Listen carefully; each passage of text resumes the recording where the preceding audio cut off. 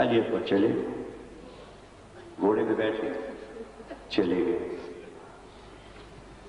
اور ماں در خیمہ سے سب دیکھ رہی۔ ام لیلہ 18 سال کے جوان کی ماں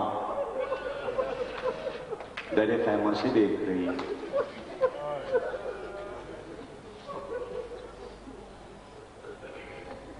حسین واپس آئے، تناب خیمہ سے لگ کے در خیمہ کے سامنے۔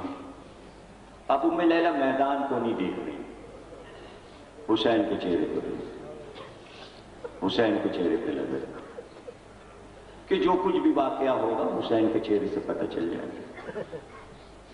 ایک بار دیکھا حسین کے چہرے کا رنگ متغیر ہوا۔ یہ دیکھیں 7واں سال یہاں پڑھتے ہوئے، اور ہر سال میں یہ بتاتا ہوں کہ جب شہدائے بنی ہاشم کا حال شروع ہو جائے تو آپ کو پرسہ دینے کا طریقہ بتاتا ہوں کہ کیسے پرسہ دیا جاتا ہے۔ بتا چکا ہوں، اب میں تو تھک چکا ہوں، میں پھر بتاؤں، لیکن کچھ لوگوں کو یاد ہے۔ اب آیا دوہرائیے، دیکھیے رقت پیدا ہوئی، دیکھیے ماحول میں ایک رقت پیدا ہوئی، ہر چیز کے آداب، یہ عزاداری کے آداب ہے۔ علی اکبر کی موت اتنی آسان نہیں ہے کہ آپ اس طرح خاموشی سے سن لیں۔ ہاں بھائی، اب تیار ہو گئے آپ سننے کے لیے؟ حسین کے چہرے کا رنگ متغیر ہوا، کہا میرے بچے کی خیر ہے، میرے بچے کی خیر ہے۔ کہاں بچہ تمہارا خیریت سے بیٹا؟ ام لیلہ، بات یہ ہے کہ ایک شامی پہلوان علی اکبر کے مقابل آیا ہے لڑنے کے لیے۔ کہا تو آقا آپ کا بیٹا ہے، علی کا پوتا ہے، بہادر ہے، شجاع ہے، فکر کی کیا بات ہے؟ میرا دودھ پیا ہے علی اکبر نے، علی اکبر تو بہت بہادر ہے۔ کا فکر یہ نہیں ہے، فکر یہ نہیں ہے کہ بہت بڑا پہلوان آیا ہے۔ ام لیلہ فکر یہ ہے کہ وہ سیراب ہے، میرا بچہ 3 دن کا پیاسا ہے۔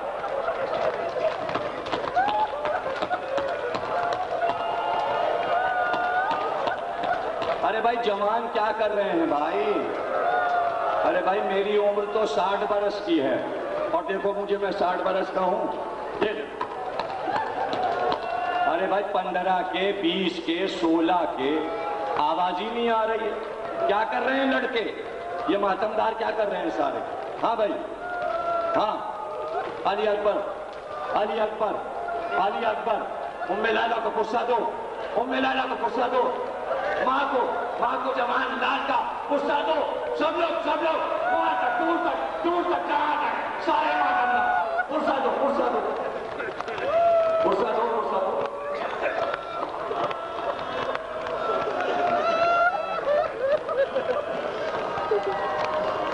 مصطفیٰ یا حسین، یا حسین، یا حسین، یا حسین، یا حسین، یا حسین، دونوں۔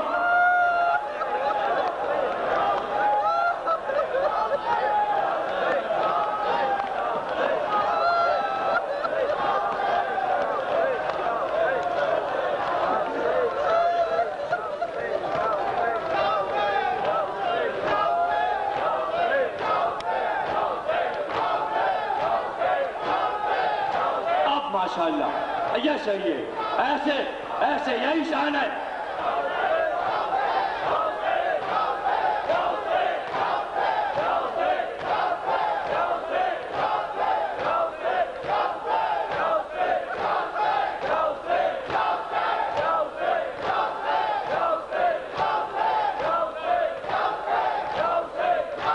میرا بچہ پیاسا ہے 3 دن کا۔ ام لیلہ، میں نے بابا سے سنا ہے، حدیث سنی ہے کہ بیٹے کے حق میں ماں کی دعا جلدی سے قبول ہوتی ہے۔ جاؤ جا کے دعا کرو، اپنے بیٹے کی سلامتی کی دعا کرو، فتح یابی کی دعا کرو۔ کیا حسین کو نہیں معلوم علی اکبر اب جئیں گے نہیں؟ یہ ماں سے کیوں کہا کہ دعا کرو؟ یہ تقریر کا آخری جملہ ہے، ماتم رکنے نہ پائے، ماتم نہیں رکے، تعزیت نہیں رکے، یہ آخری جملہ کہہ رہا ہوں، دعا نہیں کروائی، بلکہ جو ہونے والا ہے وہ واقعہ جو ابھی ہونے والا ہے، ماں کو در خیمہ سے ہٹایا، ماں کو ہٹایا، ماں گئی اور ایک بار آواز دی صحن خیمہ میں، زینب آئیے، ام کلثوم آؤ، رقیہ آؤ، سکینہ آؤ، رباب آؤ، میں دعا کرتی ہوں، تم سب آمین کہنا۔ ایک بار ام لیلہ نے ہاتھوں کو بلند کیا، کہا ہے یعقوب سے یوسف کو ملانے والے، اے یعقوب سے یوسف کو ملانے والے، میرے بچے کو مجھ سے ملا دے۔ ارے بچہ ماں سے ملا، مگر جب لاشا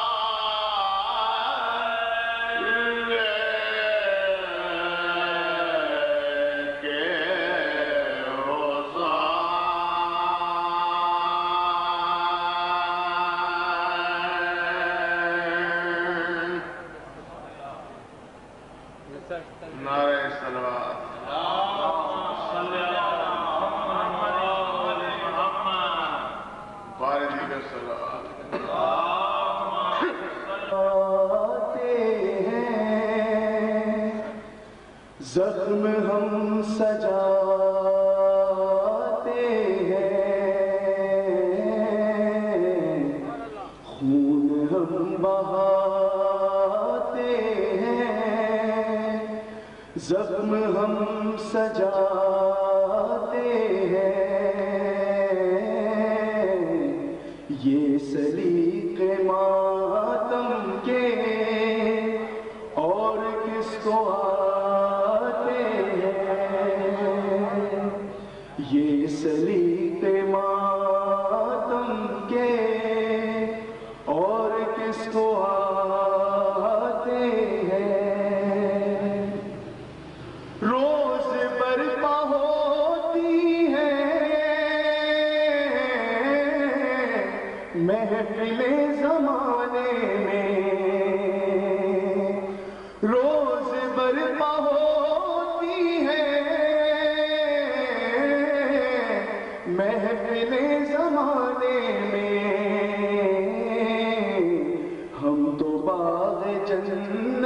میں روز آتے جاتے ہیں،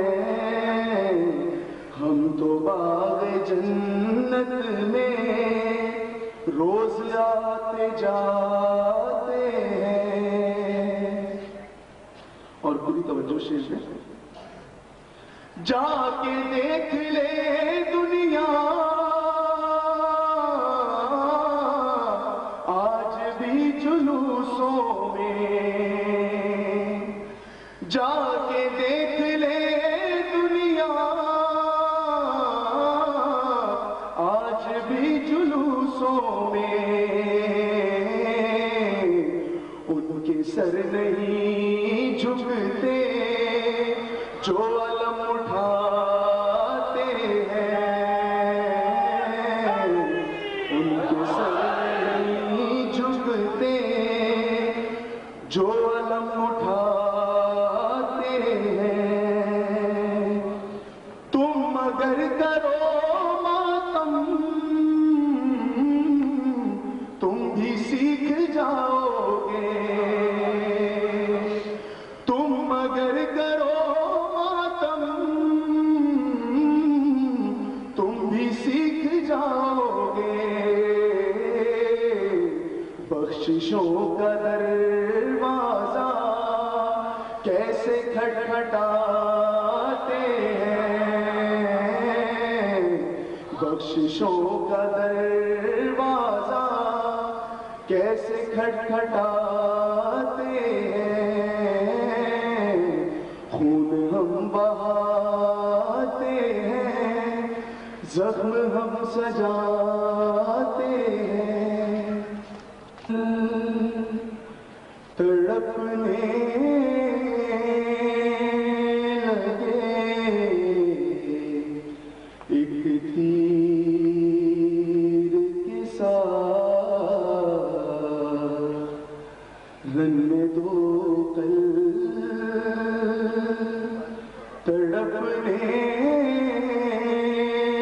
لگے ایک تیر کے ساتھ، بازوئے شاہ چھدا گردنے بے شیر کے ساتھ، دفن اصغر ہوئے شاہجہاں کے دامن اٹھے،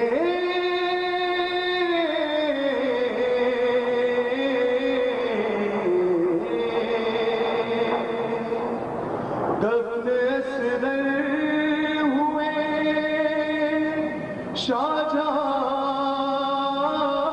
کے دامن اٹھے،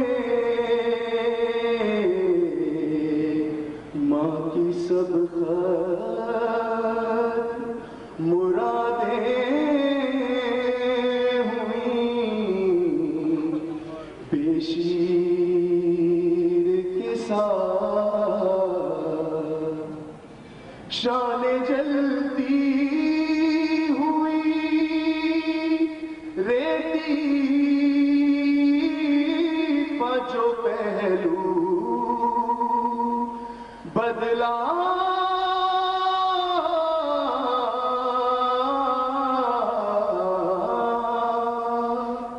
شان جلتی ہوئی ریتی جو پہلو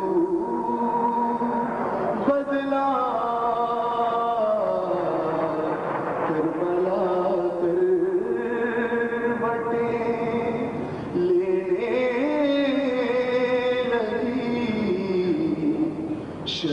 شبیر کے ساتھ،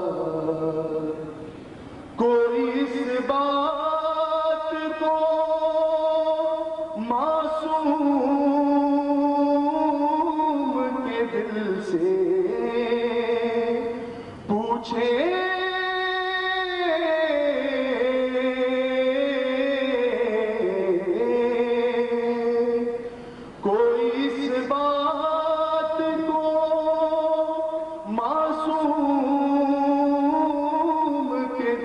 से पूछे किस तरह निकला है मासूम कदम तीर के साथ, किस तरह निकला है मासूम कदम तीर के साथ, बाजुए शाह छिड़ा गर्दने बेशीर के साथ। दुरूद और सलाम मोहम्मद और आले मोहम्मद।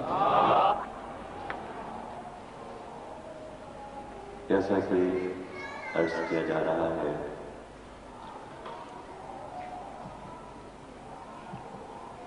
कि मुसलमानों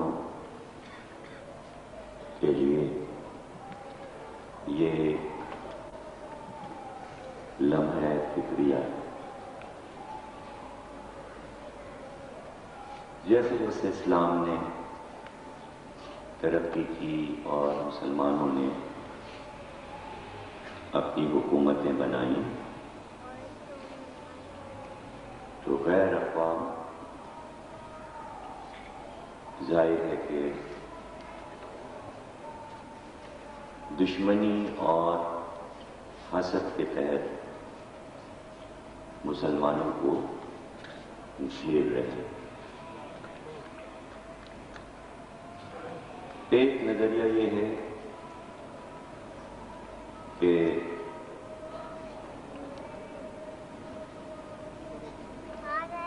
ये गैर अक़वाम मुसलमानों को नीस्तो नाबूद कर देना चाहते हैं, और एक नजरिया ये है कि ये जो कुछ दुनिया में हो रहा है ये कुफ्र और ईमान की जंग नहीं है, बल्कि ये सियासी हालात हैं और मसला तेल का है। तो जब तक कि ये तय न हो कि ये मामला क्या है खुलकर, तो कोई भी आदमी तज्जिया करके ये फैसला नहीं कर सकता कि ये मसला क्या है। खुद मुसलमान ये कह रहे हैं कि ये न कहिए कि ये इस्लाम और कुफ्र की लड़ाई है, और उधर ईसाई भी ये कह रहे हैं कि हम कोई मुसलमानों से थोड़ी लड़ रहे हैं और हमारी इस्लाम से कोई लड़ाई नहीं। तो जाहिर है कि कोई तीसरी बात तो बीच से निकलनी ही चाहिए थी। तो वो जो निकल के आई तो वो ये है कि असल में दुनिया में दहशतगर्द लोग जो हैं, जो इंसानों का अमन और सुकून तबाह करना चाहते हैं, ये जंग उनसे हो रही है। यही बात मुसलमान भी कह रहे हैं, यही बात ईसाई भी कह रहे हैं, बड़े मुल्क भी यही कह रहे हैं और छोटे मुल्क भी यही कह रहे हैं, और वो नजर नहीं आ रहे, यानी जिनसे जंग कर रहे हैं सब मिलके, वो नजर नहीं आ रहे, वो गायब नहीं है, गायब है, जैसे शैतान गायब है। अब जो सामने ही नहीं है तो उससे जंग कैसी? ढूंढा जा रहा है, तलाश के तलाश जारी, और वो छुप छुप के नुकसान पहुंचा रहे हैं, ये कहा जा रहा है, एक नजरिया है। और बाद मुसलमान ये कह रहे हैं कि नहीं, ऐसा नहीं है, ये जिनको मगरिब दहशतगर्द कह रहा है वो दहशतगर्द नहीं है, बल्कि वो अल्लाह की राह में जिहाद कर रहे हैं। और ये छापामार एक तरह की जंग है। वो सब भी बड़े अच्छे लोग हैं और शुरफा लोग हैं। अब ये चौथा नजरिया اس میں موجود ہے۔ تو اب ایسے میں چونکہ یہ طے ہے کہ یہ جنگ آپ کے سامنے ہے کہ اگر کسی مسلمان ملک سے بھی ہو رہی ہو تو مسلمان ملک بھی اس ملک کے ساتھ نہیں ہے۔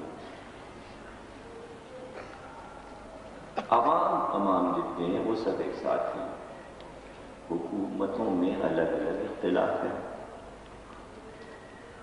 اس لیے کوئی بات کہتے ہوئے لکھتے ہوئے چونکہ فکر میں تضادات ہیں، افکار بکھرے ہوئے ہیں، اس لیے کوئی بات کوئی کہنے کو تیار نہیں۔ تو ہم اخباری تجزیے اور مشہور صحافیوں کے تجزیے اور ٹیلی ویژن کا تجزیہ، اس سے ہٹ کے ہم یہ بات کر رہے ہیں کہ جو اسلام چھوڑ کے گیا بانی اسلام، وہ کیا بتا کے گیا ہے کہ کیا کیا ہوگا۔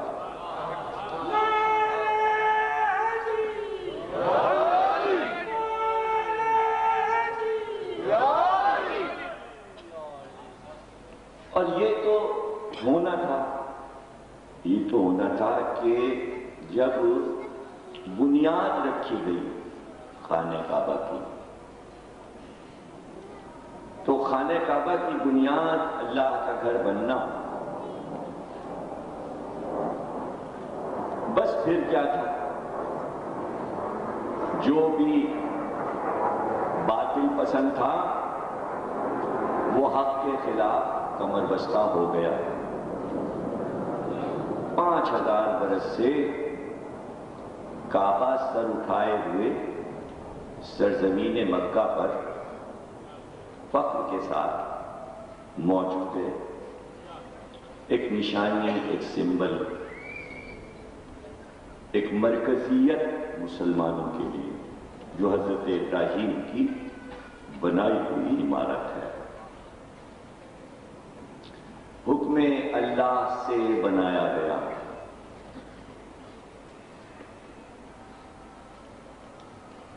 اور یہ تمہارا مرکز ہے، یہ اللہ کا گھر ہے۔ حالانکہ حضرت ابراہیم سے پہلے بھی کعبہ موجود تھا، وہ گھر موجود تھا۔ ظاہر ہے کہ مرکز جو ہے وہ اللہ کا اس وقت سے موجود ہوگا جب سے اللہ کا پہلا نمائندہ آئے گا۔ تو جب حضرت آدم زمین پہ آئے اسی وقت کعبے کی بنیاد رکھی گئی، اور حضرت جبریل نے ایک پتھر روشن عمدہ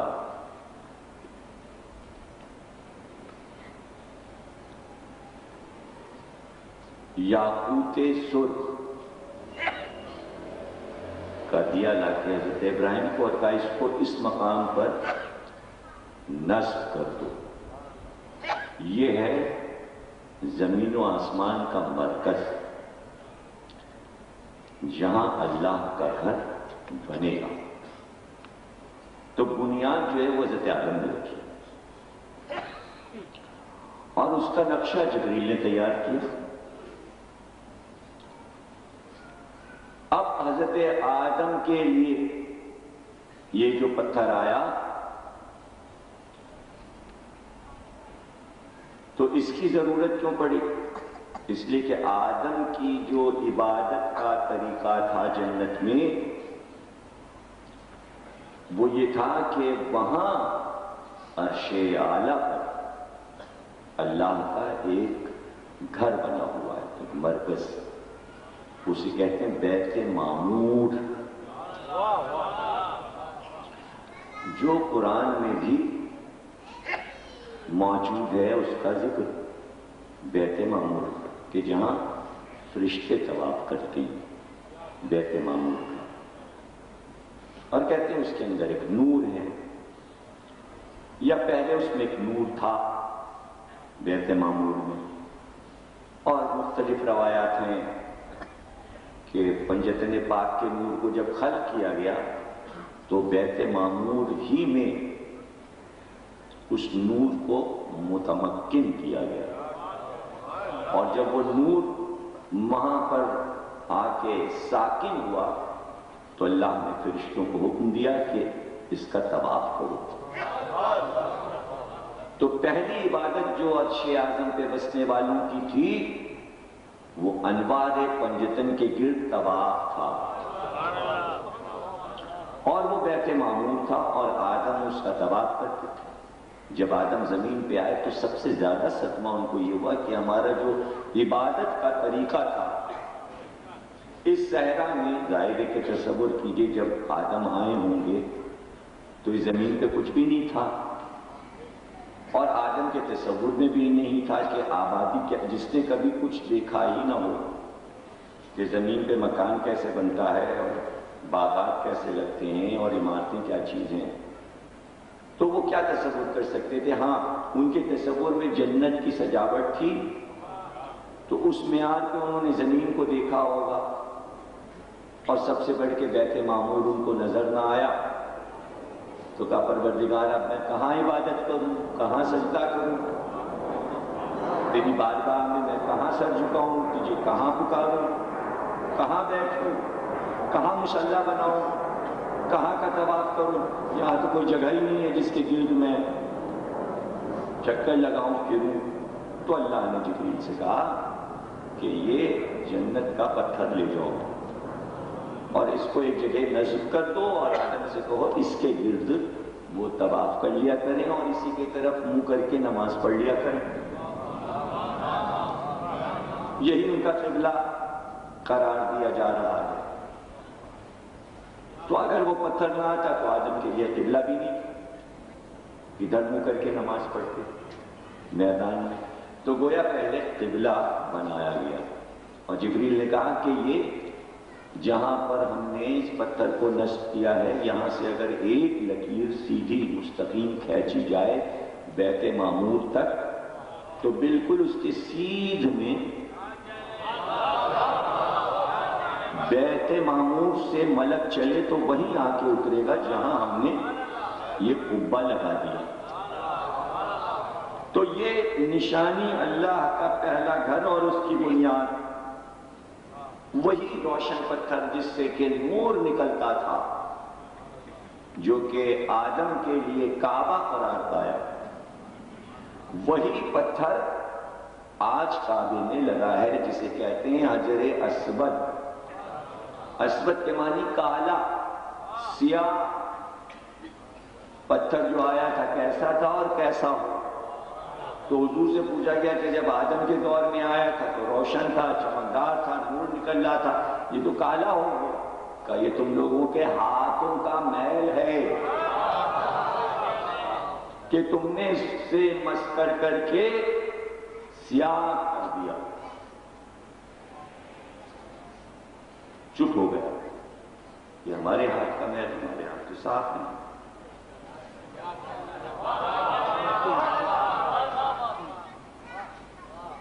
ہم تو کوئلے کی کوٹری میں گئے نہیں، ہمارے ہاتھ کہاں سے کالے ہو گیا؟ آپ نے کیوں کہا؟ یہ ہے نفسیات۔ جب چپ ہو گیا، آپ نہ کہیے۔ ارے آپ سے مراد ہوتی کائنات، آپ میں آپ کیوں آ جاتے ہیں؟ مجلس کے ٹیمپو کو مت خراب کیا کیجیے، ٹیمپو نہیں خراب کیا کریں گے آپ، ماورا ہوتے مجلس میں، یہ ہم نہیں ہیں، ہم سے نہیں بات کر رہے ہیں، بولتے رہیے، مجلس کو آگے بڑھا کریں گے، سمجھ رہے نا؟ تو یہ حضور نے کہا کہ تمہارے ہاتھوں کا میل، تو صاف ستھرے ہاتھ ہیں یہ ہمارے، لیکن اس میں میل ہے۔ اب میل کیا ہے؟ مثلا میں اس ہاتھ سے 5 روپے لے کر اور ایسے کر کے یہاں رکھو. یہ ہو گیا صدقہ. صدقہ ہاتھ کا میل ہے. اور مجمع سے کسی سے کہوں یہ اٹھا لیجیے تو سید تو اٹھائے گا نہیں، اس لیے کہ اس پہ ہاتھ کا میل حرام ہے. تو کوئی بزرگ کہیں گے لائیے مجھے میں راستے میں کسی فقیر کو دے دوں. یعنی آپ کے ہاتھ کا وہ میل جو نہیں نظر آ رہا ہے، اس میل کو بھی اللہ نے ایک نادار کے لیے رزق قرار دیا ہے. اب اس مقابل میں معصوم کے ہاتھ کیا ہوں گے؟ تو یہاں پر بھی آپ یہ نہیں کہہ سکتے کہ حضور ہم جیسے، اس لیے کہ ہمارا ہاتھ اور ہے اور معصوم کا ہاتھ اور. معصوم کا ہاتھ وہ چاہے تو ہاتھ کے میل کو زمرد و یاقوت بنا دے. یہ قدرت کا نظام ہے، اس کے بھیجے ہوئے نمائندے ہیں. تو دنیا کو یہ دکھانے کے لیے کہ ہمارا نمائندہ کیا ہوتا ہے، اس نے سلسلہ نبوت کو قائم کیا اور اس کی خواہشات کے مطابق کہ جو تم چاہتے ہو وہ خواہش ہم پوری کریں گے، لیکن جو ہم چاہتے ہیں وہ کام تمہیں کرنا ہے. یہ ایک خدا اور بندے کے درمیان، اللہ کے ہادی کے درمیان ایک رابطہ ہے. اس رابطے میں کبھی کمی نہیں آئی، اور جہاں ذرا سی کمی آئی پھر اس کا ایک نام پڑ جاتا ہے ترک اولا.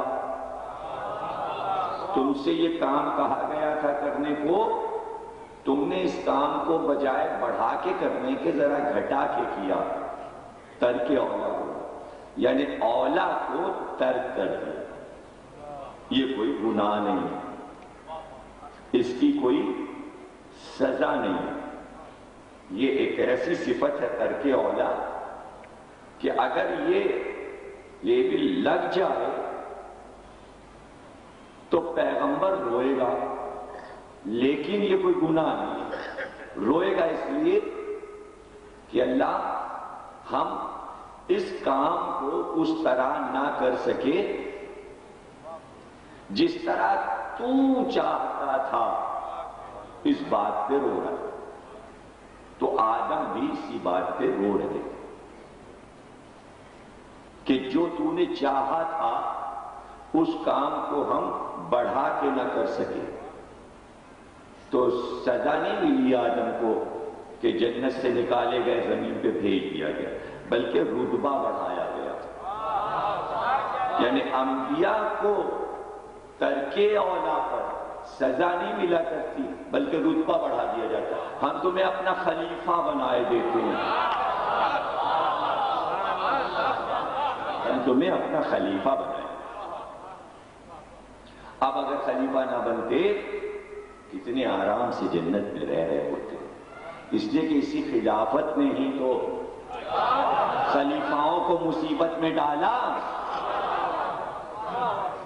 اب آپ خود ناپ لیجئے اس بات کو، معاملے کو، کہ جنت میں رہنا آدم کے لیے اچھا تھا یا زمین پہ آ کے خلافت کرنا اچھا تھا. اب یہ تو آپ سوچتے رہیے اور فوراً آپ جواب دے نہیں سکتے اس کا، اس لیے کہ جواب مشکل ہے، بہت مشکل ہے. آدم کو عرش پر آ کر اس کا نائب بننا ہے اور عبادت کے فرائض جتنے سپرد ہیں ان کا حق ادا کرنا ہے. اب جب ترک اولا ہوتا ہے تو وہ روتا ہے، اللہ کا خاص بندہ بے پناہ روتا ہے. تو پھر جبریل آتے ہیں اور کہتے ہیں بھئی اب یہ میعاد ختم ہو گئی تمہارے رونے کی، اور اللہ نے تمہارے اس ترک اولا کو مٹا دیا، لیکن ضروری یہ ہے کہ آخری بار ایک دعا مانگ لو تاکہ یہ سلسلہ ختم ہو جائے، لیکن اس میں تمہیں وسیلہ دینا ہوگا. بغیر وسیلے کے یہ ترک اولا کی بات ختم نہیں ہوگی. اور یہ آدم تم اپنی اولاد کو بتاتے رہنا کہ سب سے بڑا وسیلہ یہ ہے، انہی پنجتن کا نور جن کا تم دیکھ کے آ رہے ہو، انہی کا وسیلہ صلوات۔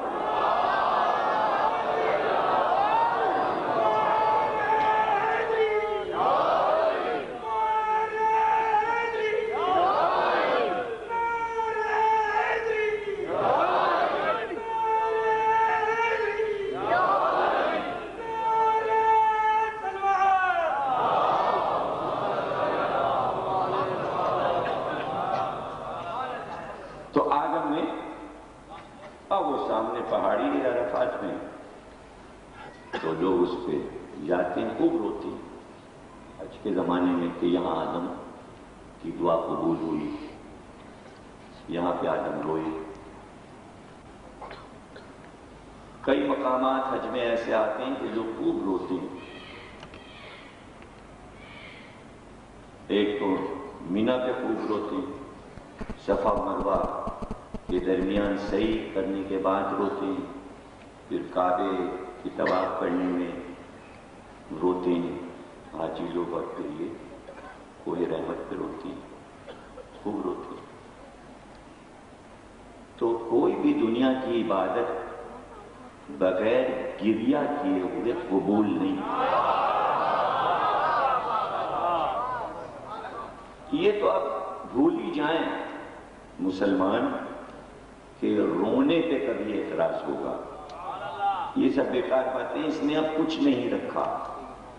حدیث موجود ہے تلاوت کرنے میں اس تلاوت کا شرف زیادہ ہے جو روتے ہوئے کی جائے، یہ بھی حدیث موجود ہے۔ وہ عبادت، وہ نماز جلدی قبول ہوتی ہے جس میں گریہ ہو، رقت ہو، اور اللہ کی بارگاہ میں وہ دعا جو گڑ گڑا کر کی جائے۔ گڑ گڑانا جو ہے وہ رونا، تو وہ دعا جلدی قبول ہوتی، یعنی اللہ کو آنسو پسند ہے۔ تو آدم طواف بھی کرتے جاتے تھے اور روتے بھی جاتے تھے۔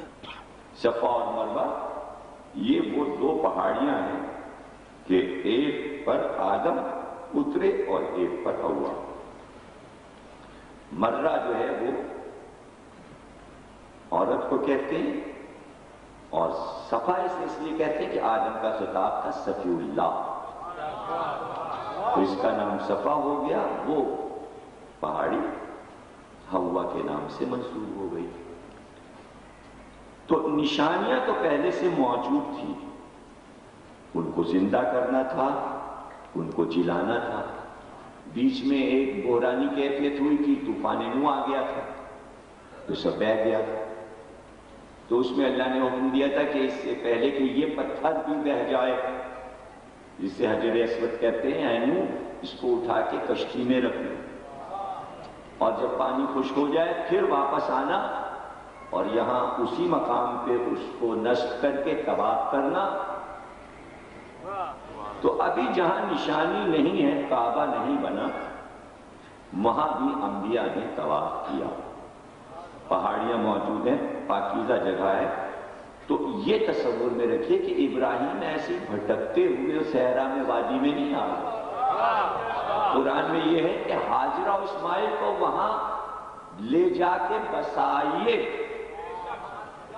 تو اب قرآن نے پورا نقشہ نہیں بتایا، بلکہ قرآن نے جو کہا ہے کہ وہاں لے جائیے، تو ابراہیم کو معلوم ہے کہ وہاں کیوں لے جایا جا رہا ہے، اس لیے کہ وہی جگہ اللہ کو پسند ہے اور اس نے اپنے لیے انتخاب کیا ہے۔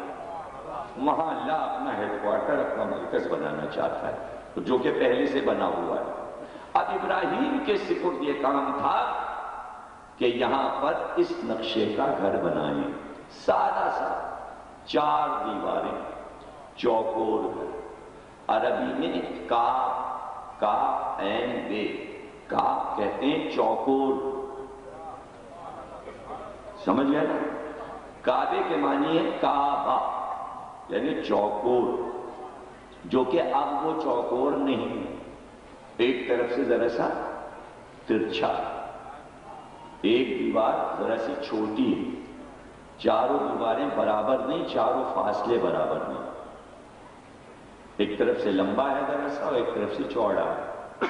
اس کی وجہ یہ ہوئی کہ جب سیلاب آیا کعبے میں اور کعبہ بہہ گیا، ٹوٹ گیا، تو دوبارہ پھر مکے والوں نے چندہ کر کے اور سامان خریدا، اور وہ سامان سارا باہر سے آیا۔ زیادہ تر سامان وہ قافلے جو ہندوستان سے عرب جاتے تھے بانس لکڑی وغیرہ بیچنے، ان کا انتظار کیا گیا اور ان کے مال سے خرید کر لکڑی جمع کی گئی۔ ظاہر ہے کہ خصوصی لکڑی عرب میں کھجور کی ہوتی تھی، تو وہ اندر سے بالکل کھول ہوتا ہے، تو وہ تو زیادہ وزن نہیں برداشت کر سکتی تھی۔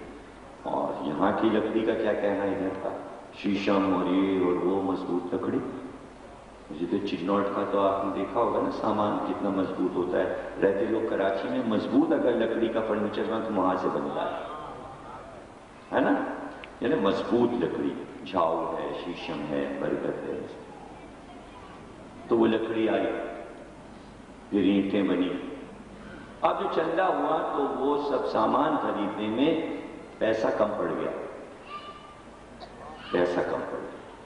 سامان بھی کم پڑ گیا، تو ایک طرف کا پورشن چھوڑنا پڑا، اور سب نے مشورہ کیا کہ ہماری آنے والی اولاد جب پیسہ ہوگا تو یہ اس کو بنا کے کعبے میں ملا لے۔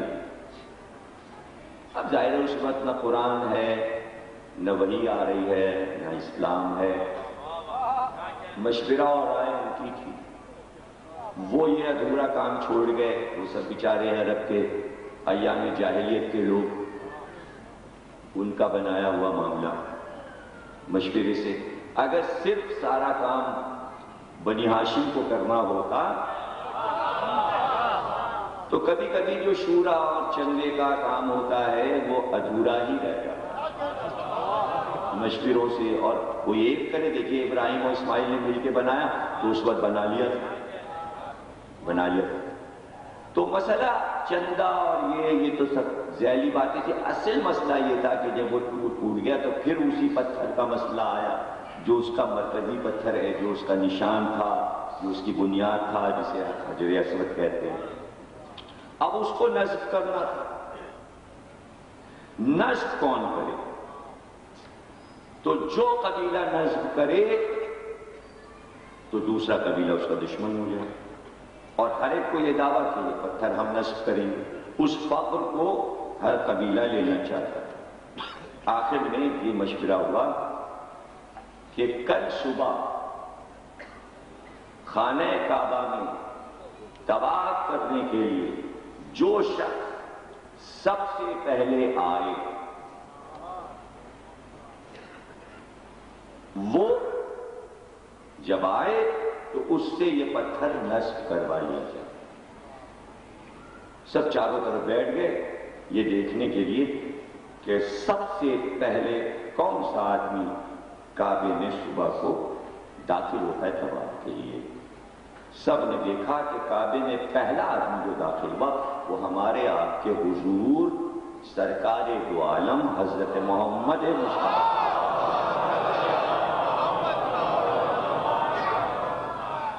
وہ آئے۔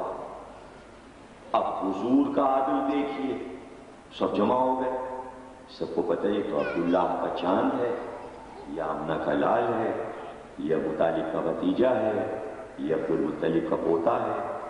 اس وقت تک ابھی آپ نے تھوڑی کہا تھا قولوا لا الہ، وہ کہہ چکے ہوتے تو نقشہ ہی یہاں کا دوسرا ہوتا۔ لیکن ذرا حضور کا عدل دیکھیے کہ ایک چادر لاؤ، تو چادر آئی، کہا حجر اسود کو اس چادر میں رکھو، اور تمام قبیلے مل کر اس چادر کو پکڑ کے اٹھا کے اس مقام پہ لے چلیں جہاں اسے نصب کیا جائے گا، تاکہ ہر قبیلے کا آدمی حجر اسود کو نصب کرنے میں شامل ہو جائے۔ یعنی حضور یہ چاہتے تھے کہ عربوں کی آپس کی دشمنیاں ختم ہوں اس کعبے کی وجہ سے۔ اس لیے کہ کعبہ جو مرکز ہے وہاں جو آ گیا تو پھر پہچان نہیں ہے کہ یہ کس مشرق کا ہے، یہ کس فقہ کا ہے۔ کعبہ بنایا اس لیے گیا کہ جب یہاں مسلمان آئے تو وہ صرف فرزند توحید لگے۔ یہ ہے کعبے کا روحانی مقصد، یعنی یہ ہے اللہ کا ہیڈ کوارٹر، یہ ہے اللہ کا مرکز۔ یہاں آنے کے بعد کوئی بھی اختلاف آپس میں نہیں ہونا چاہیے، اس لیے ایسا لباس رکھا گیا۔ لیکن لباس جو ہے وہ قومیت کو بتاتا ہے، ملکیت کو بتاتا ہے، وطنیت کو بتاتا ہے۔ لباس فوراً بتا دیتا ہے کہاں کے ہیں۔ جہاں آپ یورپ میں شلوار پہن کے اتریے، اور اگر شلوار پہ آپ نے چسٹر پہن لیا تو پھر وہ سی آئی ڈی کے لوگ آ کے یہ ضرور پوچھتے ہیں ہیروئن ہے تمہارے پاس، سب سے پوچھتے ہیں۔ اس لیے زیادہ تر لوگ پینٹ وینٹ پہن کے جاتے ہیں، جتنے مولانا لوگ ہیں وہ بھی پینٹ پہنتے ہیں یورپ اور امریکہ میں۔ کیا الگ کمرے میں لے جائیں گے، پھر چیکنگ ہوگی، پہلے تو چپکے سے پوچھ لیتے ہیں کہ اگر ہے تو دے دو، تو ہمارے کام آ جائے کہ ہم بیچ دیں گے، ورنہ پھر ہم تمہیں پکڑوا دیں گے۔ دو صورتیں ہوتی ہیں، اور بیچاروں کیا معلوم کیا ہے کیا نہیں۔ تو پہچان ہے، پہچان لباس۔ اس لیے اللہ نے کہا یہاں دو کپڑے ہو، ایک جسم پہ لپٹا ہو اور ایک اوپر سے پڑا ہو، اس کا نام ہے احرام۔ جب وہ باندھ کے کعبے میں آئے تو اب یہ پہچاننی کون کس قوم کا ہے، کس فرقے کا ہے، کس مذہب کا ہے، بس پکارے جاؤ اللہ کو اور طواف کیے جاؤ۔ یعنی حج کو رکھا اتحاد کو قائم کرنے کے لیے۔ آپ سمجھ رہے نا، یہ اللہ کا گھر، بنیاد رکھی حضرت ابراہیم نے، جبینوں سے بسایا محمد نے، لیکن اسی گھر کو ہمارے نبی کو چھوڑنا پڑا۔ لیکن یہ فیصلہ اللہ نے پہلے کر دیا تھا کہ اس گھر پہ بنی ہاشم کا حق زیادہ ہے، اس لیے کہ ان کی خدمات زیادہ ہیں اس گھر کے لیے، اور تم یہ چاہو گے کہ ان کی خدمات کو مٹا دو۔ اس لیے ایک یادگار بات ہم رکھے دیتے ہیں کہ ابو طالب کے بیٹے کو اس گھر میں پیدا کیے دیتے ہیں، وہ نہ بھی رہیں گے کعبے میں جب بھی یہ بات جڑی رہے گی کہ علی کعبے میں پیدا ہوا۔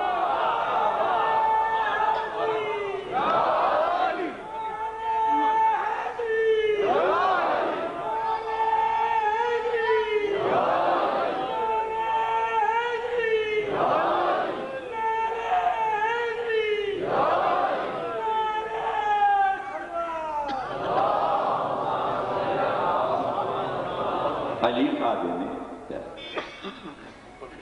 اب اس کے بعد کئی بار ایسا موقع آیا کہ کعبہ تعمیر ہوا اور پھر حجر اسود ہٹا۔ ایک بار تو 5ویں امام کے دور میں ہوا اور انہوں نے نصب کیا، انہی کا ہاتھ لگا۔ اور ایک بار اور چرا لیا گیا حجر اسود، یمنی لوگوں نے حملہ کیا اور کعبے پہ اور اس کو لے گئے اکھاڑ کے، اور وہاں یمن میں ایک کعبہ بنا کے اس میں لگا دیا اور وہیں اپنا طواف کرنے لگے۔ پھر دوبارہ وہ ان سے چھینا گیا حجر اسود اور آیا، تو اس وقت کے عالم نے یہ کہا کہ یہی موقع ہے کہ اپنے امام زمانہ کو جو لوگ دیکھنا چاہتے ہیں وہ کعبے پہنچ جائیں، سوائے امام کے کوئی نصب نہیں کر سکتا۔ صلوات پڑھیے گا۔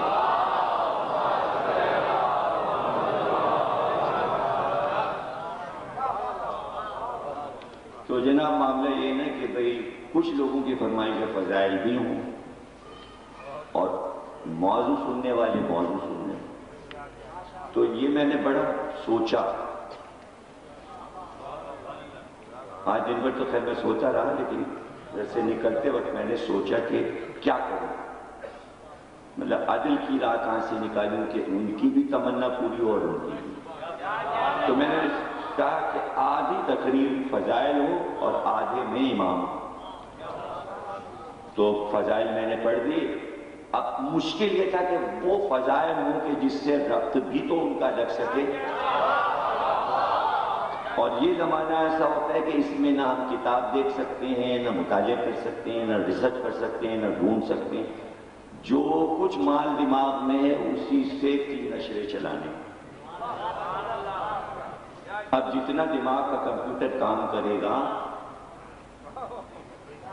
تو اب آپ دیکھیے کہ کہاں سے فضائل لا کے کعبے کے اور کیسے میں وہاں تک پہنچاؤں، اور پھر بھی موضوع سے ہٹنا نہیں۔ یہ تھوڑی کہ اب میں کعبے کو چھوڑ دوں اب امام پہ آ جاؤں، نہیں، اب موضوع چلے گا امام اور کعبہ۔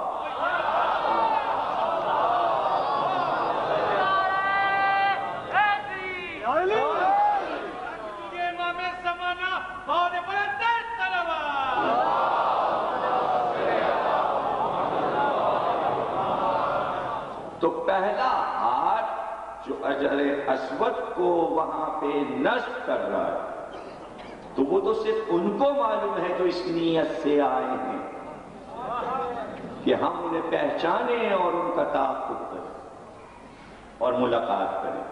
ہر ایک کو یہ بات نہیں معلوم، ہر بات دنیا کو نہیں معلوم، ہر ایک کو ہر بات نہیں معلوم ہوتی، ہر ایک کو نہیں معلوم ہوتی۔ ہاں، اس وقت ہر ایک کو معلوم ہو جائے گی جب شب قدر میں آسمان سے یہ آواز آئے گی، تا سال میں، کہ تمہارے امام کا ظہور ہو گیا۔ تو اب یہ رمضان، شوال، ذیقعد اور ذی الحج اور محرم، یعنی 4 مہینے جو ہیں اعلان کے بعد کے 4 مہینے وہ تیاری کے دیے جائیں گے کہ تمہیں حاضری دینی ہے۔ اس 4 مہینے میں کہ اعلان جب ہوگا شب قدر میں کہ ظہور ہو چکا، وہ پردے سے باہر آ چکے، اور یہ ندا ایسی ہوگی جبریل کی کہ کوئی نفس نہ بچے گا جو اس آواز کو نہ سنے، اور ہر ایک پر واجب ہوگا کہ ان کے لشکر میں شامل ہو جائے۔ اور مومن کے لیے یہ ہے کہ اس کا ایک قدم مشرق اور مغرب ہوگا۔ وہ سب میں آپ کو پہلے بتا چکا ہوں کہ سائنس ختم ہو چکی ہوگی۔ کوئی یہ سوچے کہ جہاز پہ بیٹھ کے ہم ان کے ظہور پہ کعبے چلے جائیں گے، یہ سب نہیں ہے، ہر ایک پہنچ بھی نہیں سکتا۔ صرف مومن کے قدم کو یہ طاقت ہوگی کہ وہ قدم اٹھائے تو ہوائی جہاز سے زیادہ اسپیڈ سے وہ کعبے پہنچ جائے۔ اس لیے بار بار یہ کہا جاتا ہے کہ مومن بنو۔ مومن کا لفظ کہاں سے نکلا ہے؟ ایمان سے۔ ایمان کا لفظ کہاں سے نکلا ہے؟ امن سے۔ امن کہاں سے نکلا ہے؟ پیغمبر کے گھر سے۔ اعلان غدیر امن تھا،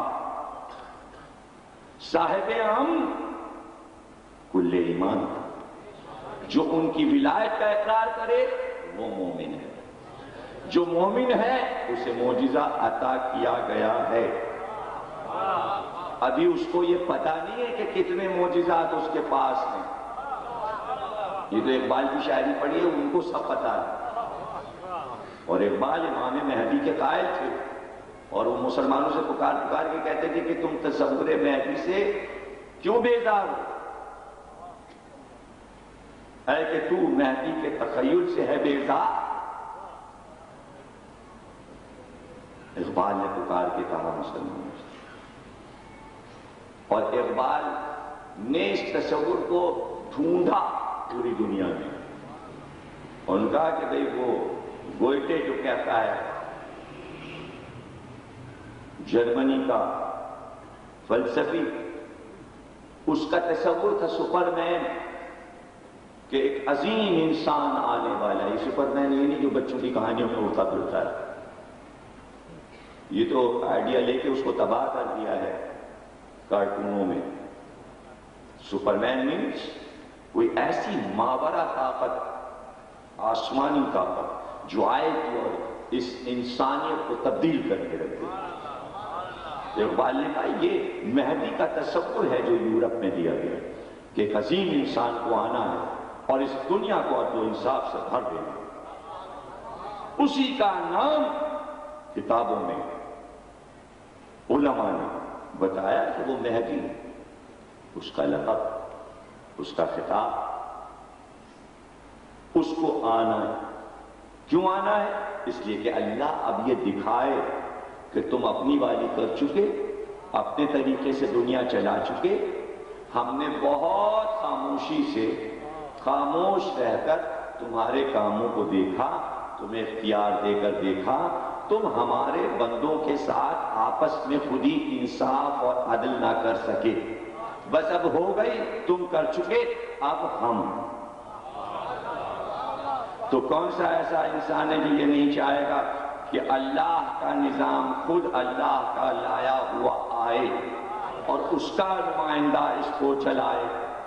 جب تک کہ ایک انسان سے عاجز نہیں ہو جائے گا تب تک نہیں پکارے گا کہ اے مہدی آ جا. ابھی پھر انسانوں کو انسانوں ہی سے آسرا ہے، جبھی تو مہدی کو نہیں پکار رہے. ابھی چاہ رہے ہیں کہ ہم یہ معاملہ چھپا لیں گے، ٹھیک ٹھاک ہو جائے گا، یہ اسلامی ملکوں کے جھگڑے، یہ امریکہ اور یہ فلانا اور یہ سب ہم ٹھیک کر لیں گے. تو کر لو، ٹھیک کر سکو تو کر لو. ٹھیک کرنے کے بجائے نقشہ بگاڑتے جا رہے ہو کہ قریب ہے کہ وہ آئیں. ایسے نہیں کہ جب یہ سب ہار جائیں ہر ایک چاہے گا کہ ہم ہی سپر پاور. یہ کچھ طاقتیں صرف اس بات کا مقابلہ کر رہی ہیں کہ تم ہی سپر پاور نہیں ہو، ہم بھی سپر پاور. ایسا نہ ہوتا تو کافر اور مشرک جو ایک ہو گئے تھے ٹریڈ سینٹر کے موقع پہ، ایک دم دو حصوں میں کیوں بٹ گئے؟ کہ فرانس یہ کہہ کے الگ ہوا، جرمنی یہ کہہ کے الگ ہوا، روس یہ کہہ کے الگ ہوا کہ تنہا آپ سپر پاور نہیں ہیں، ہم نہیں بننے دیں گے. حالانکہ چائنا چپ بیٹھا ہوا ہے جبکہ اس کو بھی دعویٰ ہے کہ ہم سپر پاور ہیں. تو بات آگے بڑھ کر اس بات پر جنگ ہوگی کہ فیصلہ کرو آپس میں سپر پاور کون ہے. جو جیت جائے وہ سپر پاور. تو یہ والی لڑائی کیا کہلائے گی؟ تیسری جنگ عظیم، جو سپر پاور بننے کے لیے ہوگی. اب اس کے پیچھے چاہے سعودی عرب کا تیل ہو، عراق کا تیل ہو یا کہیں کا تیل ہو، لیکن اس لڑائی میں آدمیوں کا تیل نکل جائے گا، یہ طے شدہ ہے. اس لیے کہ بہت سخت لڑائی ہے، نقشہ بدل جائے گا اور اس میں ایک فائدہ اٹھا جائے گا آدمی جس کا نام ہے دجال. فاقے ہوں گے، جب ایٹم بم گریں گے کھیت ختم ہو جائیں گے، اناج اگے گا نہیں. جہاں ایٹم گرتا ہے وہاں صدیوں پانی جو ہے وہ زہریلا ہو جاتا ہے. تو زراعت کیسے ہوگی؟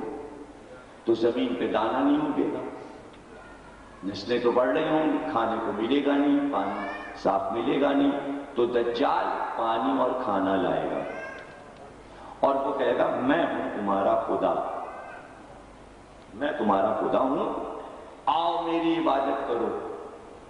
گویا شیطان ایک اور رنگ میں آئے گا، وہ شیطان جو پتھروں کے خدا بنوا چکا،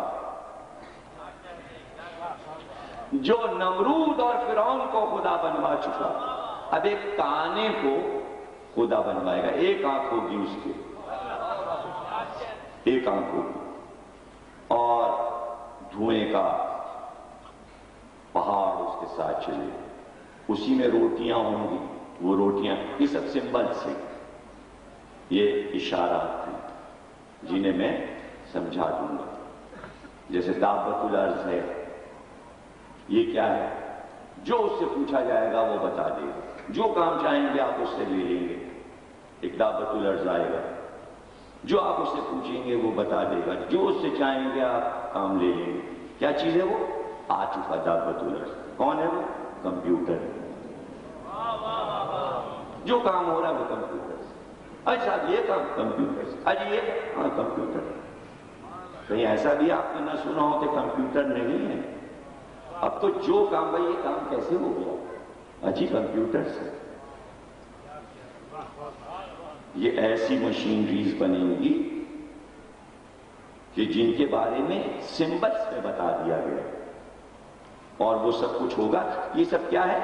اللہ کی طرف سے دھیان ہٹانے کے لیے۔ انسان اتنا منہمک ہو جائے دنیا کے کارخانے میں کہ خدا کو بھول جائے، اور جب بالکل غافل ہو جائے اور سے ہٹ کے انسان تباہی کی طرف جائے، اور آخر میں شیطان یہ چاہتا ہے کہ یہ انسان تباہ ہو جائے، رزق غائب ہو جائے، اور یہی انسان پھر دوسرے کا محتاج ہو جائے۔ ایسے میں دجال کو لے کے شیطان آ جائے گا۔ بس جب دجال آئے گا اور وہ حملے کرے گا اور صاحبان ایمان کو پریشان کرے گا، اور حملے کرتے ہوئے اس کے ساتھ یہ قومیں ہو جائیں گی، خصوصاً سارے یہودی دجال کے ساتھ ہو جائیں گے۔ اور جب وہ چلے گا تو یہودی عورتیں اور مرد باجے بجاتے ہوئے، سیٹیاں بجاتے ہوئے دجال کے ساتھ گروہ کا گروہ چلے گا، سب دجال کے ساتھ ہو جائیں گے۔ اور پھر وہ کہے گا کہ یہ مسلمانوں کا کعبہ جو ہے پہلے اس پہ پابندی لگاؤ، اور ان کو حج کے لیے نہیں جانے دو۔ 9 سال کے لیے حج بند ہو جائے گا، کوئی کعبے میں نہیں جا سکے گا، اس لیے کہ وہاں کی حکومت ختم ہو چکی ہوگی اور کمزور ہو چکی ہوگی، اور ساری قومیں عرب میں اتر چکی ہوں گی۔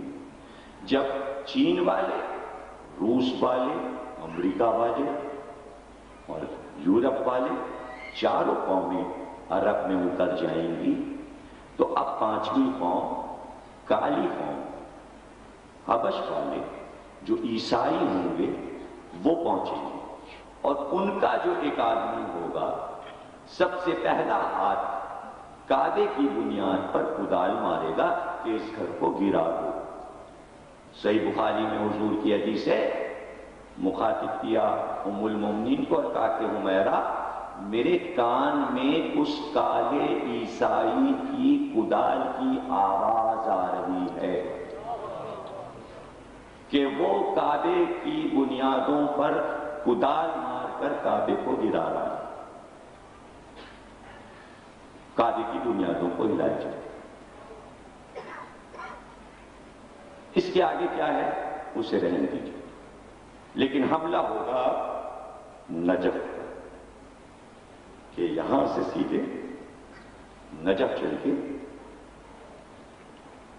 تہس نہس کر نجف کو، جب کوفے کے پل پہ لشکر پہنچے تو اب یہ ایک پہچان یہ بھی ہے ان کے آنے کی جو حتمی ہے کہ وہ پورا لشکر زمین میں دھس جائے،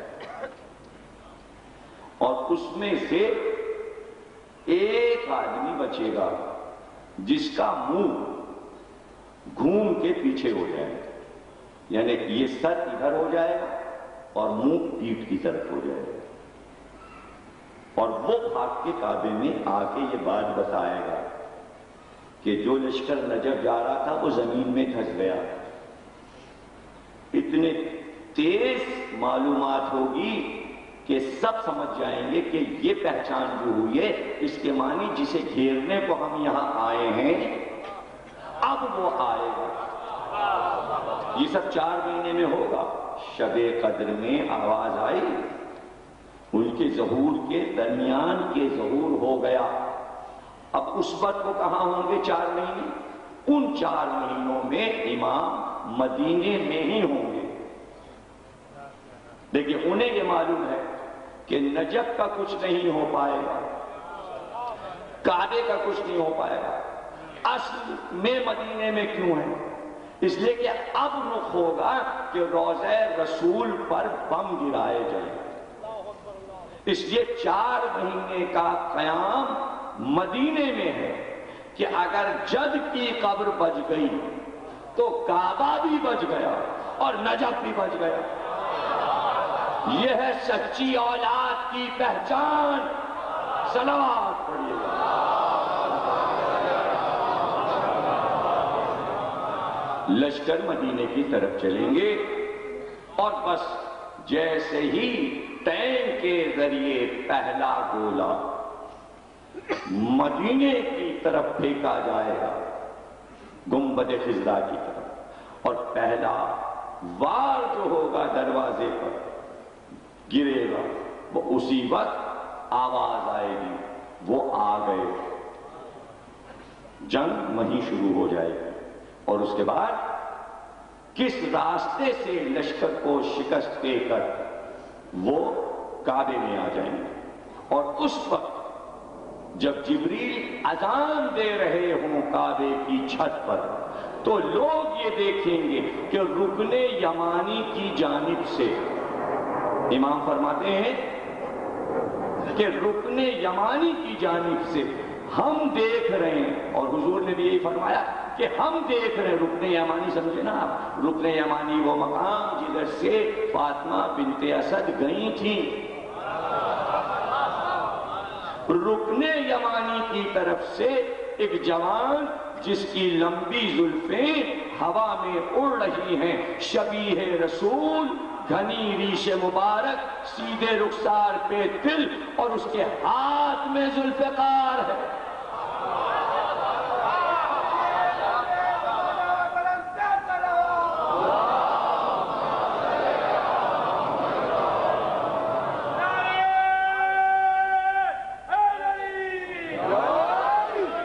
یہ شبیہ رسول بھی ایک راز ہے. یہ چہرے کا ایک دوسرے سے شبیہ بنانا یہ سنت الہی بار بار ایسا کرتا ہے. کسی نے حضور سے پوچھا کہ حضور حضرت ابراہیم کس شکل کے تھے؟ کہا مجھے دیکھ لو، علی کو دیکھ لو، ویسے تھے. اور بعد حضور 5 ہستیاں ایسی تھیں کہ جو حضور کی شبیہ تھیں. 5 ہستیاں بالکل حضور کی شبیہ. ایک جناب سیدہ، ایک امام حسن، ایک امام حسین، اور ایک جعفر طیار، اور ایک کا نام آپ پر سن چکے حضرت علی اکبر. لیکن ان 5 کے علاوہ ایک اور شبیہ، اس شبیہ کو سب نے دیکھا نہیں تھا، ایک ہی بار دیکھا اور وہ اس کے بعد نہ دیکھا. اس کا نام ہے علی اصغر. 6 مہینے کو تو تھے. جب ام رباب نے شب عاشور امامہ باندھ دیا تو پھر بالکل شبیہ رسول ہو. علی اصغر بھی اپنے جد کی شبیہ تھی.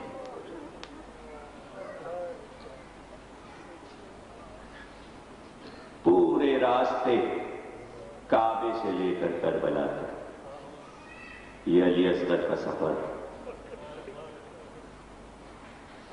اور اس اماری کو جس میں ام رباب تھی وہ تھا امام حسین کا کہ جب بھی قافلہ ٹھہرے تو رباب کی اماری کو سائے میں رکھنا. اس میں ننھا سا بچہ آ گیا.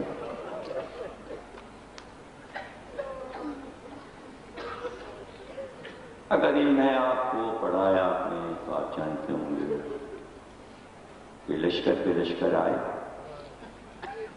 فرات کے کنارے خیام نہ رہ سکے، جلتی ریتی پہ خیام لگے. ایک تو دھوپ کی تپش، آفتاب کی حدت، اور پھر یہ کہ شب عاشور خیام حسینی کی حفاظت کے لیے پیچھے کے حصے میں امام حسین نے خندقیں کھدوا دی تھی اور اس میں آگ روشن کروا دی تھی کہ رات عبادت میں گزری کہ ایسا نہ ہو کہ دشمن کا لشکر پیچھے سے خون مارے. اس لیے پیچھے کی حفاظت یہ کی گئی تھی کہ خندق کچھ بات کہ اس میں آگ روشن، تو دن کی گرمی اور پھر رات میں اس آگ کی تپش. تو اب آپ سوچئے جو 3 دن کا پیاسا ہو تو گرمی میں پیاس اور بڑھ جائے، اور نہ کہ وہ 6 مہینے کا بچہ ہو تو اس کی پیاس کا کیا عالم ہوگا. اور علی اصغر کے لیے تو یہ تک لکھا ہوا ہے کہ 4 محرم سے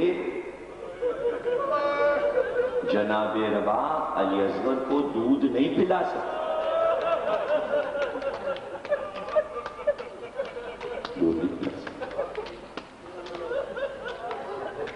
جناب ہو گئی آج 6 محرم. جہاں مجلس میں گئے ہوں گے آپ نے ننے ننے جھولوں کو بوسہ دیا ہوگا. اب یہ دیکھیے کہ یہ 1400 برس کے بعد ہم نے علی اصغر کو تو نہیں دیکھا، لیکن جب جھولا سامنے آتا ہے تو تصور میں علی اصغر آ جاتا ہے. کون سمجھے گا کہ یہ جھولے کس کی یاد کس طرح دل کو تڑپا دیتے. غیر ملک کا سفیر اور بجلوس اعضا دیکھ رہا ہے، اس کی بیوی بھی ساتھ میں کہ ہم اس ملک میں پہلی بار آئے، اسلامی ملک میں، ہم یہاں کے محرم کے جلوس کو دیکھیں، ہم اپنی ڈائری لکھیں. عیسائی ہے، عیسائی مذہب پہلی بار ہوگی. اور اس نے ایک مقامی آدمی سے کہا ہمیں بتاتے رہنا جلوس میں کیا کیا ہے اور کیوں ہے. علم آیا، اس نے پوچھا یہ کہ عباس کی یاد میں نکلتا. تابوت آیا، پوچھا یہ کیا، کہ یہ حسین کی یاد میں نکلتا. ایک ایک چیز نہیں، گھوڑا نکلا زلجنا، یہ کیا، ایک ننا سا جھولا. اب دیکھیں یہ ذہن میں رکھیے گا، ہے تو وہ عیسائی عورت لیکن ماں بھی تو ہے. تو ماں کا تو کوئی مذہب نہیں ہوتا، جس کا چھوٹا سا بچہ ہوگا وہ ماں کہی جائے گی، وہ کسی بھی مذہب کی ہو. تو ماں کا دل ہے، ماں کے دل پہ مذہب نہیں لکھا ہوتا، ماں کا دل ہے. اس نے کہا کہ یہ جھولا، کہا یہ حسین کی یہ زوجہ ام رباب تھی، ان کا ایک چھوٹا سا بچہ تھا علی اصغر. یہ جھولا اس کی یاد میں نکلتا. کہا تو اس بچے کی کیا داستان ہے، اس بچے کی کیا داستان. کہا وہ بچہ پیاسا تھا، ماں بے قرار تھی، باپ بے قرار تھا. تو حسین نے سوچا کہ اگر ہمیں پانی نہیں دے رہے ہیں تو اس چھوٹے سے بچے کو دیکھ کے پانی پلا دیں گے، اس کی پیاس اگر بجھ گئی تو اس کی جان بچ جائے. تو اشقیاء کے پاس اس بچے کو لے کے گئے کہ اسے تھوڑا سا پانی پلا دو.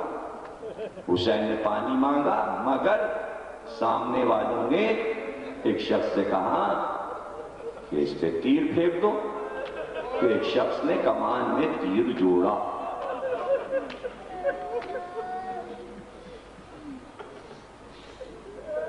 اور تیر پھینک دیا بچے کی طرف. بھئی یہاں تک وہ بیان کر کے پہنچا تھا کہ عورت بے ہوش ہو کے گر گئی. اس کے ہاتھ سے ڈائری بھی چھوٹ گئی، قلم بھی چھوٹ گیا، وہ گر گئی. کچھ دیر کے بعد اسے ہوش میں لایا گیا. جب وہ ہوش میں آئی تو صرف اتنا کہا جو بیان کر رہا تھا، بس یہ بتا دو بچہ مرا تو نہیں. اب تو مجلس بھی ہو گئی.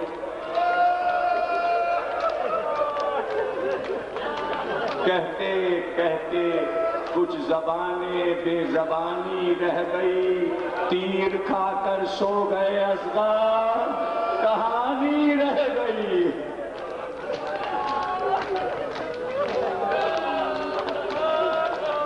یہ سمجھ کر لے گئے اصغر کو ہمراہ حسین کہ قید میں بانوں سے یہ بچہ نہ پالا جائے گا.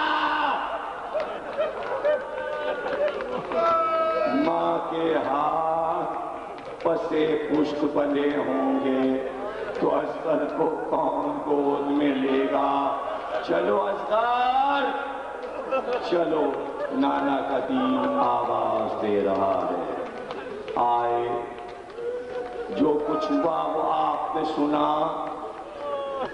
بس اتنا ہوا. ذرا یہ بتا دیجئے کہ 6 مہینے کا بچے کا لہو کتنا ہوگا؟ اتنا تھا کہ حسین کے چلو میں آ گیا. اب اس وقت حسین کیا کرتے؟ ٹپکتے ہوئے لہو میں چلو لگا دیا، مگر اب علی اصغر کا خون کہاں ڈالے؟ چاہا کہ زمین پہ بیٹی آواز آئی، نہیں حسین، گانا نہیں اگے گا. چاہا آسمان کی طرف اچھال دے، آواز آئی، قیامت تک بارش نہیں ہوگی. اب کیا کریں؟ وہ لہو لے کے اپنے چہرے پہ مل لیا. کہا نانا کے سامنے اسی طرح محشر میں جائیں، اصغر تمہارا لہو میرے چہرے پر. اب حسین جب بچہ لے کر آئے، یاد رکھنا ماں اپنے بچے کی خوشبو پہچانتی ہے. جب حسین خیمے پہ آئے تو رباب نے بھی بچے کو نہیں دیکھا، لیکن حسین کا چہرہ دیکھا تو اپنے بچے کے لہو کو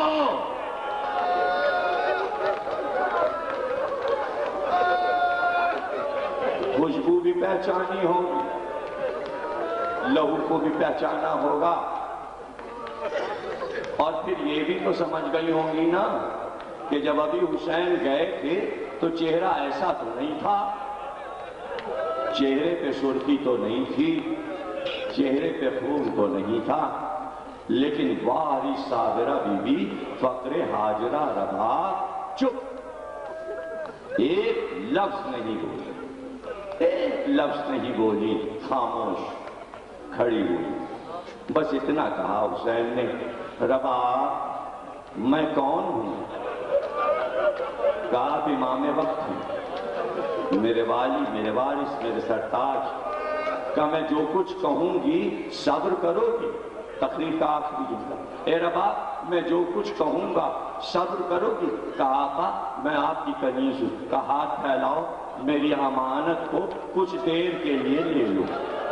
رباب نے ہاتھ پھیلایا، حسین نے ننھی سی لاش رباب کی گود میں. ارے ماں کا کیا عالم ہوگا؟ اب جو نظر پڑی تو با اتنا کہا علی اصغر، کیا چھوٹے بچے بھی عرب میں حلال کیے جاتے؟ ماتم حسین حسین حسین حسین حسین.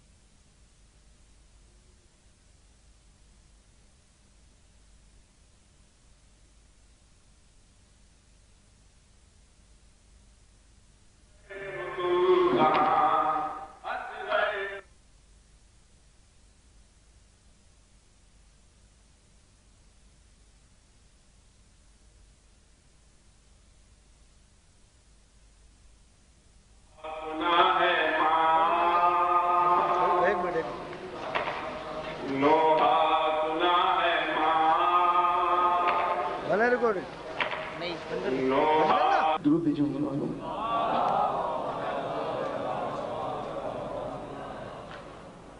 آپ کے لیے درود اور سلام محمد آل محمد.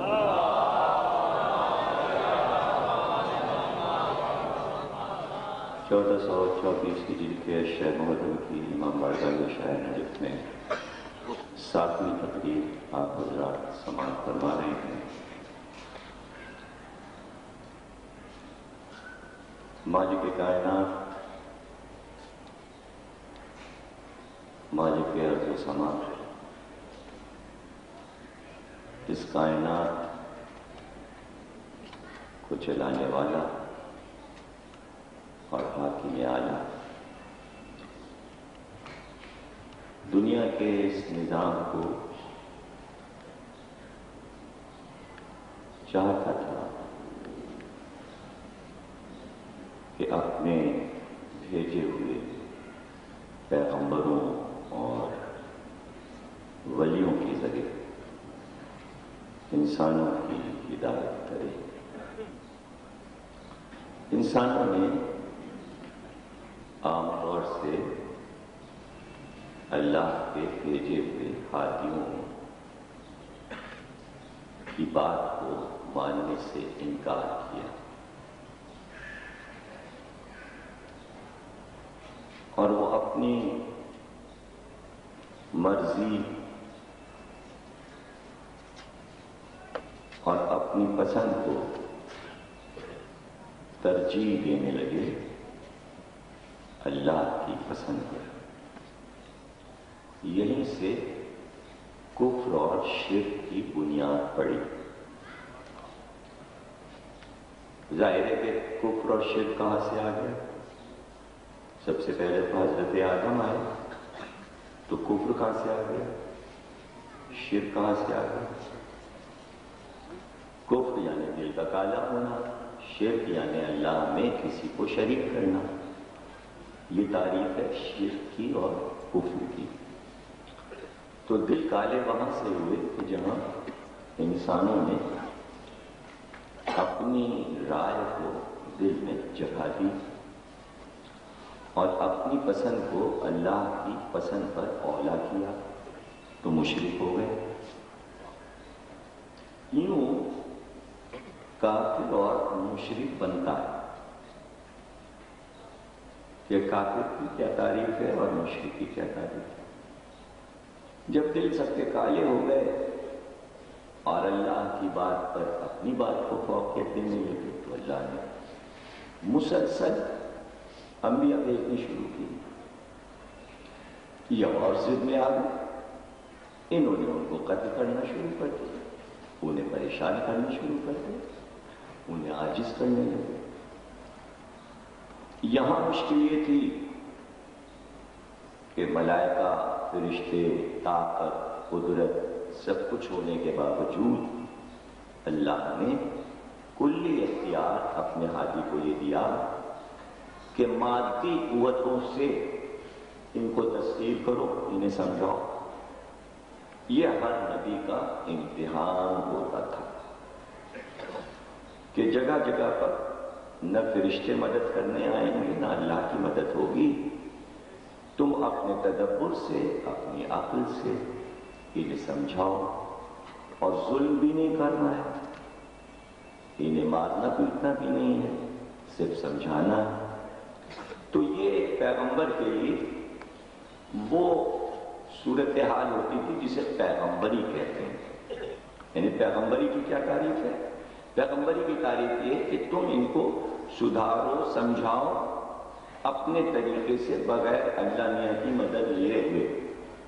اس کو کہتے ہیں پیغمبری، اسے کہتے ہیں رسالت. کامیاب رہے، بہت سے انبیاء بہت زیادہ کامیاب رہے اور جتنے بھی لوگوں کو دوست بنا سکے، صاحب ایمان بنا سکے، کفر سے انہیں دور رکھ سکے، شرک سے انہیں دور رکھ سکے، ان کی عقلوں کو ہدایت کی، ان کے نفسوں کو ہدایت کی اور انہیں یہ بات سمجھائی کہ دنیا میں سب سے بڑھ کے خوشنودی الہی ہے اللہ کو خوش کرنا، اس لیے کہ وہ تمہارا رب ہے، تم اس کے بندے ہو. ذرا یہ تو دیکھو وہ کتنا رحیم و کریم ہے کہ وہ اگر چاہے کہ تمہیں بات بات پہ سزا دے سکتا ہے، لیکن وہ تمہیں سزا نہیں دیتا. اس نے ایک دن مقرر کر دیا ہے اور وہ دن جو ہے وہ سزا اور جزا کا ہوگا. بہتر یہ ہے کہ تم ہمارا کہا مانو.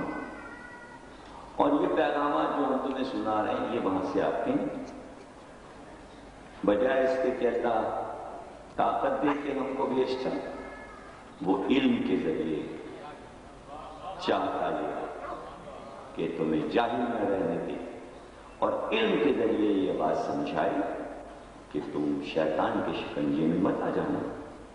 وہ تو وہاں سے کہہ کے آیا ہے کہ ہم ان سب کو بہکائیں گے، تو کیا تم اس کے ہاتھوں کھلونا بننا چاہتے ہو؟ کیا یہ اچھا نہیں ہے کہ تم ہمارے کہے پر چلو؟ وہ تو نظر بھی نہیں آ رہا، پھر بھی اس کا کہاں مانتے ہو؟ ہم تو نظر آ رہے ہیں، ہم تمہارے سامنے ہیں، ہماری سیرت دیکھو، ہمارا کردار دیکھو، ہم نے کوئی خامی اگر تم پاتے ہو تو بیان کرو۔ یہاں تک کہ صدیاں گزرتی چلی گئیں اور اس انسانیت کے لیے 1,24,000 انبیاء اللہ کو بھیجنے پڑے۔ سلسلہ بند ہو جاتا اگر انسانیت راہ راست پہ آ جاتی۔ انبیاء کا سلسلہ یہ بتاتا ہے کہ انسان کسی طرح بھی اللہ کی بات ماننے کو تیار نہیں تھے، جبھی تو بار بار انبیاء آئے، 70,000 انبیاء